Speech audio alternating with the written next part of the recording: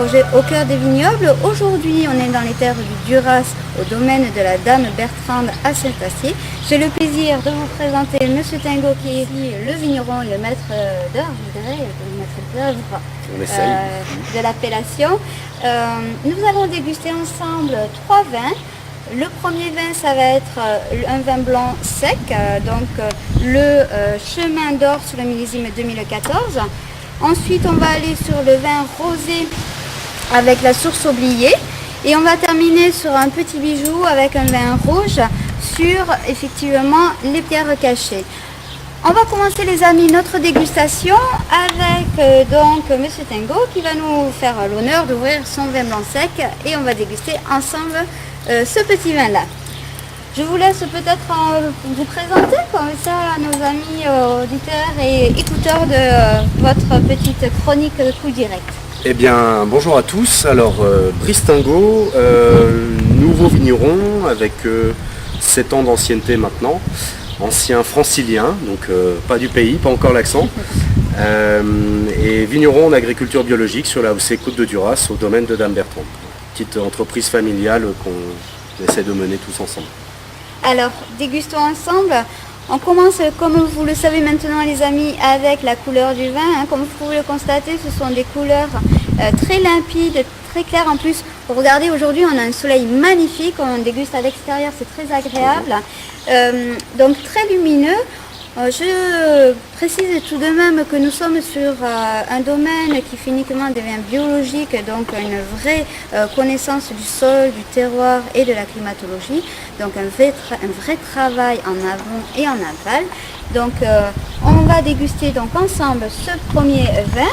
Santé, hein? Si. Donc premier nez sans oxygénation, maintenant on le sait.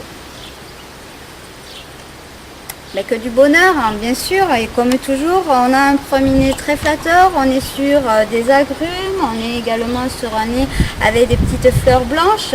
Le côté cépage donne évidemment toutes ces caractéristiques, on est sur du sauvignon, sur du chenin et sur des sémillons.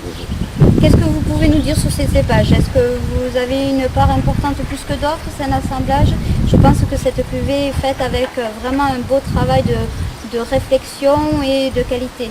Alors l'objectif principal sur la cuvée du Chemin d'Or et sa petite sœur, la cuvée du Chemin Blanc, qu'on ne dégustera pas là, est avant tout de proposer des vins blancs secs en Aquitaine qui ne soient pas des vins annuels, au sens où principalement ce sont des sauvignons blancs vinifiés sur des tioles, donc sur des débuts de maturité, qui donnent des blancs secs très nerveux, très intenses, mais qui aussi ont un peu de mal à durer dans le temps. Or, l'objectif des chemins blancs et des chemins d'or, c'est d'être sur des vins d'élevage qui ont une garde et qui vont plutôt être développés sur des belles maturités, donc vendanger un peu plus tard, vinifiés et élevés en fût, afin de prendre du gras, de l'aromatique tout au long de sa vie. Voilà.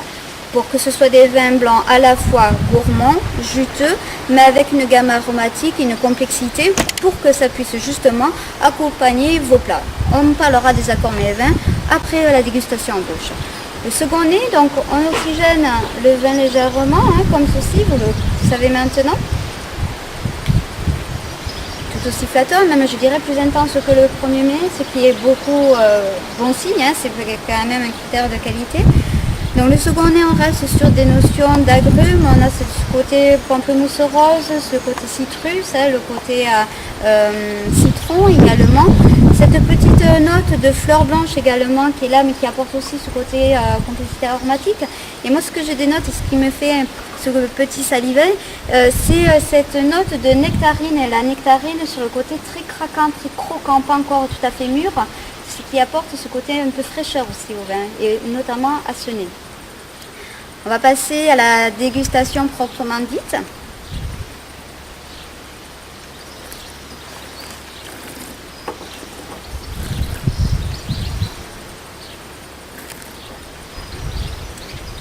Alors moi je suis désolée, vous me connaissez maintenant, je ne recrache pas.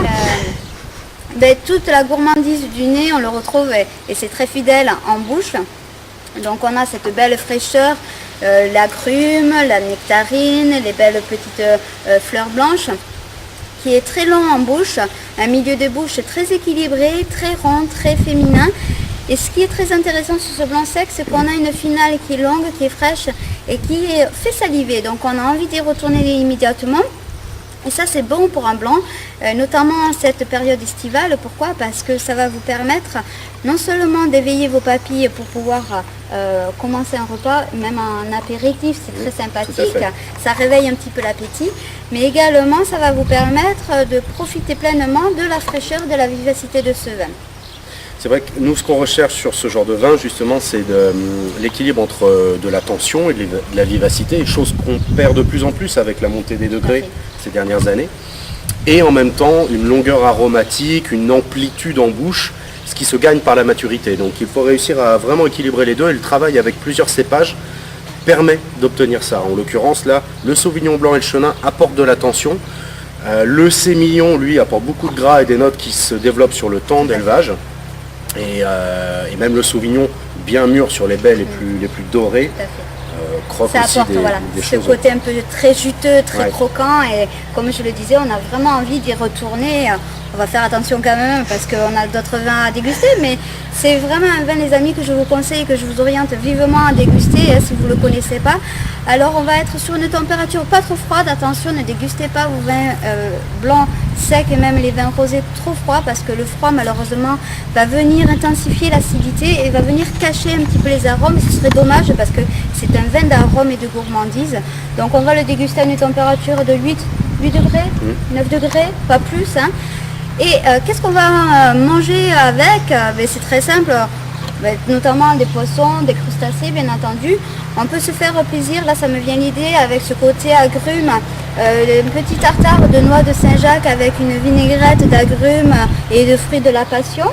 Ou alors on peut très bien aller sur un filet de poisson avec une petite sauce citrus kunkat et peut-être des petites tranches de nectarine finement en carpaccio comme ça ciselées pour faire une décoration en même temps. Qu'est-ce que vous en pensez? Alors nous, on a deux passions avec ce vin-là, sont les fromages. Voilà, tout ce qui est chèvre, brebis, ce genre de choses, ça donne vraiment bien. En plat cuisiné, je vous dirais que une classique escalope de poulet, crème déglacée au citron. Bon, ça passe et puis ça réjouit tout le monde. Mon petit plat préféré avec ça serait des raviolis maison avec une crème mascarpone sauge. Le tout gratiné au four avec un petit comté, et alors là c'est parfait. Tout à fait. Effectivement, sur ce style de plat, je pense également peut-être une cuisine un petit peu en papillote aussi. Ça peut être très, très agréable sur cette cuisine un petit peu, je dirais, tendance, naturelle, et encore une fois, en ces périodes de barbecue et de cuisine un peu plus légère. Faites-vous plaisir, mesdames et messieurs, sur donc ce blanc sec du domaine d'Adam Bertrand, donc le Chemin d'Or sur le millésime 2014, à déguster sans modération. Vous pouvez y aller, faites-moi confiance, c'est un vrai délice. On se retrouve, les amis, avec Monsieur Tingo pour notre dégustation de vin rosé la prochaine fois. En attendant, je vous souhaite une très belle dégustation et à bientôt.